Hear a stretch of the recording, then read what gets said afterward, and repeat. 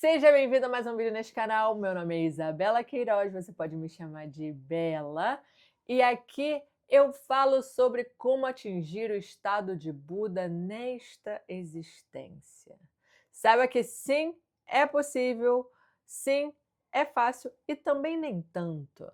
A questão é que quando a gente estuda o budismo, a gente vai vendo como que, é só isso, mas transformar o coração para chegar nisso é tão difícil. Porque na verdade depende de cada um, né? Não é difícil para mim, eu não sei para você. Mas enfim, eu estudo, eu pratico e eu faço meu melhor esforço para poder chegar à iluminação. Enfim, até porque esse é o nosso objetivo principal enquanto praticante budista. No budismo de Nichiren Daishonin da Soka Gakkai, tá bem? Falei a beça, né? Quase um minuto aqui de lero-lero, mas neste vídeo eu vou falar sobre o bem maior e o bem menor. O que parece muito óbvio, e é óbvio, igual o outro papo que eu fiz num outro vídeo, de que é muito fácil a diferença entre um e outro, é só, né, entre prática e crença. Tá aí, a diferença é óbvia. Mas saber a diferença é uma coisa, mas colocar em prática no coração e na vida diária é outra. E é aí que é o passo para a iluminação, tá bem? Então vamos lá, gente. O bem maior e o bem menor. Entendendo isso, a gente consegue sim, vamos dizer, ter mais noção do que nós deveríamos estar fazendo no dia a dia para poder chegar à iluminação. Então, vamos lá. Vamos falar primeiro sobre o bem menor. Né? O bem menor seria fazer bem, colocar atenção, ter cuidados com, vamos dizer assim, a menor ou a coisa mais próxima a você, que é você mesmo. Então é a sua atenção, o seu autocuidado, a oração para que você possa conquistar, conseguir certas coisas. Seria uma coisa mais, vamos dizer assim, egoísta, o que não é errado e não é ruim. A gente já sabe, você provavelmente já ouviu pessoas falando sobre como eu vou cuidar dos outros se eu não cuido de mim. E isso é verdade, não tem como a gente ajudar ninguém se nós mesmos precisamos de ajuda, tá? Então, é importante sim, porém, a gente não pode se limitar a isso. Aí é que está o pulo do gato. Quando a gente se limita a cuidar e a só ver as nossas necessidades, a gente acaba realmente tendo uma vida limitada, literalmente. Ela não se expande para a dimensão que é esse mundo, esse universo e a variedade de pessoas, de culturas que está por aí, né? Então, se a gente se limita somente ao nosso ego, não dá para explorar, aprender, enfim, derrubar nenhuma barreira do coração e da mente. Então, vamos expandir isso aí para o bem maior. E aí, o que seria o bem maior, né? Já está meio que claro que seria justamente sair desse casulo e conseguir chegar a ajudar a ser uma pessoa boa para outras pessoas. Então, a gente só dá para fazer isso praticando budismo e falando sobre o budismo com outras pessoas? Obviamente que não, né? Seria muito tolo da minha parte falar alguma coisa nesse sentido. A gente sabe, por exemplo, vamos pensar aqui no mais elementar e mais importante de todos, quando uma mãe se dedica a um filho. Esse cuidado, esse carinho é, sem sombra de dúvidas, um bem maior. Quando um pai, uma mãe tem pela primeira vez, imagino, né, uma criança, se for uma pessoa responsável,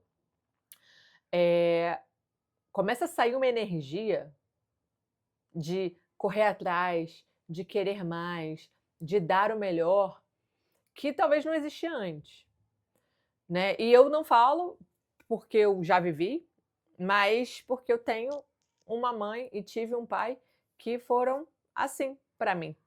Então eu sei que isso é possível e relatos de pessoas que falam assim demais, mas assim, mas eu era muito egoísta, mas eu só pensava em mim, mas aquilo, mas que eu fazia até aqui, porque até aqui era suficiente. E aí chegou o meu primeiro filho e tudo mudou, porque não é mais sobre mim. É sobre esse outro serzinho que eu estou cuidando e eu quero que possa florescer da melhor maneira possível. Isso é lindo, é maravilhoso e é um exemplo dentre vários que existem que não são relacionados a falar sobre budismo.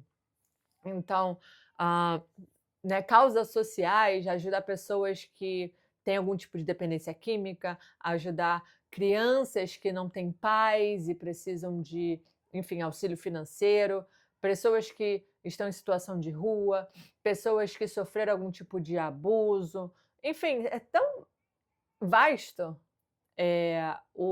a maneira, a forma como a gente pode ajudar outras pessoas, né? Porque tem tantas pessoas passando por problemas que, enfim, é um bem maior, é ajudar outras pessoas. E aí, quando a gente começa a lidar com esse conceito e colocar na nossa prática, na vida, né, do bem maior, é quando aí sim o caráter começa a ser forjado, porque a gente começa a ter uma noção de justiça, esse sentimento de justiça, bondade e benevolência. Né? É uma coisa que realmente vai muito além do conforto da sua própria existência. Então você passa a começar a ver a sociedade e as coisas de uma maneira diferente e você quer lutar para resolver aquele problema. Às vezes, não de uma maneira tão sistêmica, porque exige, sei lá, de repente, um envolvimento com política e a pessoa não gosta e tal, mas, de repente, que seja uma única pessoa que, né, você consegue tirar o sofrimento pela carência de alguma coisa, né? Aí a gente pode fazer causas, levantar dinheiro para poder doar, para poder, enfim. Então, o bem maior é isso. É quando a gente sai do nosso casulo e expande as nossas ações para o bem de outras pessoas. E aí isso fica muito claro, né? Que a gente consegue forjar o nosso caráter quando vem esse tipo de situação. E aí, enfim, a noção, né, de que se eu não faço isso, alguém não vai ter, alguém não vai receber. Então, voltando aqui, por exemplo, do pai, da mãe, né? Caramba, eu lembro, nossa, da minha mãe, linda. Minha mãe era diarista e ela, cara, ela acordava às vezes não, todos os dias, 4 horas da manhã, para chegar cedo no trabalho, porque ela era diarista durante o dia, né? Ela fazia faxina e de noite ela cuidava de uma senhora, então ela tinha que realmente chegar cedo para terminar cedo para poder voltar a tempo. E isso assim, trajetos longos também, né? Sem contar com trânsito, enfim, para poder voltar para chegar cedo para render a cuidadora dessa senhora que dava durante o dia, que ela possa voltar para casa e a minha mãe pudesse dormir lá. Olha só, cara, que coisa mais linda. E ela fazia isso claramente para que eu e minha irmã pudéssemos ter uma tranquilidade de morar num lugar decente, ter comida, poder estudar. Esse é o sacrifício, esse era o bem maior dela, o bem maior dela era muito claro. Então ela fazia tudo, porque se ela não fizesse, ia faltar para as filhas dela. Então, quando a gente olha, né, dessa maneira para o bem maior, a gente sabe que se a gente não fizer, alguém não vai ter. E aí, agora passando, né, poxa, a gente já sabe que todas essas causas sociais e os problemas, vamos dizer, mundanos, são muito justos e merecem ser resolvidos, né?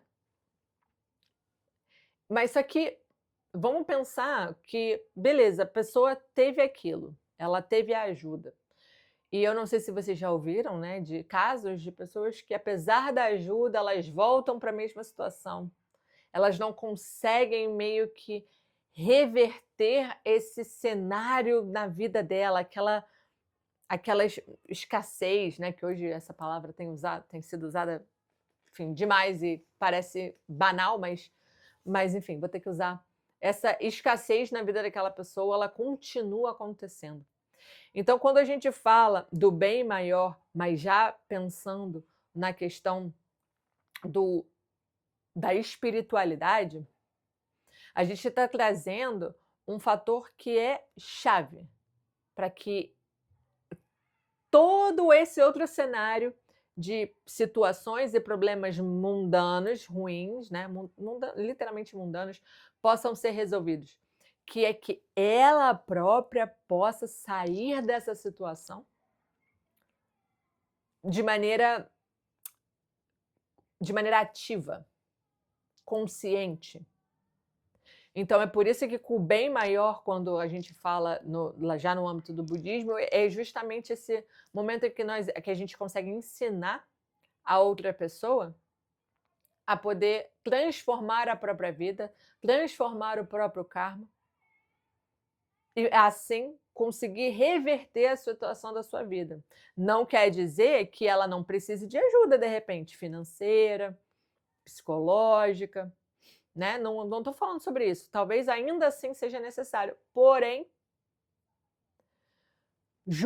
com a ajuda espiritual, com a transformação dela sobre a própria vida, ela não só vai conseguir realmente transformar a realidade, mas como manter a realidade nova, né?